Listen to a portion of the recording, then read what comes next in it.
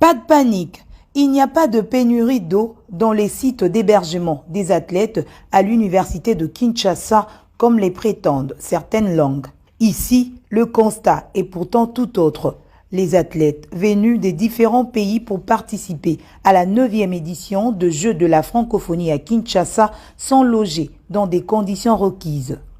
Des pavillons complètement rénovés selon les normes internationales de logement, des chambres en passant par la cuisine et les installations, tout est au point.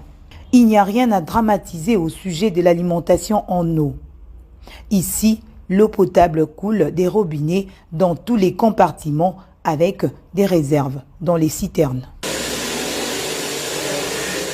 Entreprise générale de construction de Kinshasa qui a procédé à la réhabilitation de ces hommes de l'Unikine balaye d'un revers de la main les informations sur le manque d'eau et explique en ces termes. La colline inspirée est servie par la régie des eaux par rationnement. Ici, nous avons des citernes qui approvisionnent les hommes.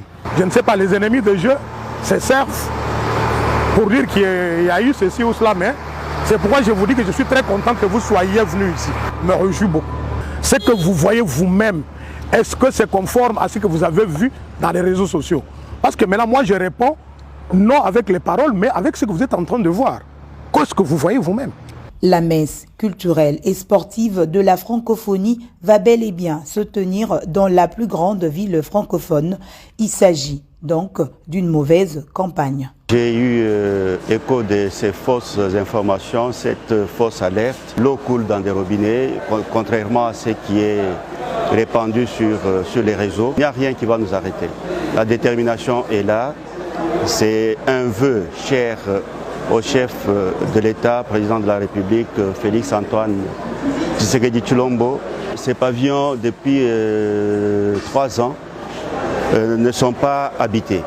Cette colline universitaire est alimentée par les eaux de la régie des eaux. Sur à peu près 300 chambres, on a besoin d'une capacité de 40 000 mètres cubes d'eau pour assurer toute une journée convenable, en fonction de à peu près litres d'eau par athlète. Il faut dire aussi qu'il y a eu un problème technique. Pour faire distribuer les eaux dans les chambres, il faut allumer les petits moteurs. Ce décalage entre l'arrivée des athlètes et les réglages de certains petits problèmes techniques, ça peut arriver. À l'université de Kinshasa, site d'hébergement des athlètes, un complexe sportif pour les entraînements avec un terrain annexe est visiblement ouvert à des exercices, une piscine également. Ajoutée à cela, un chapiteau pour la restauration.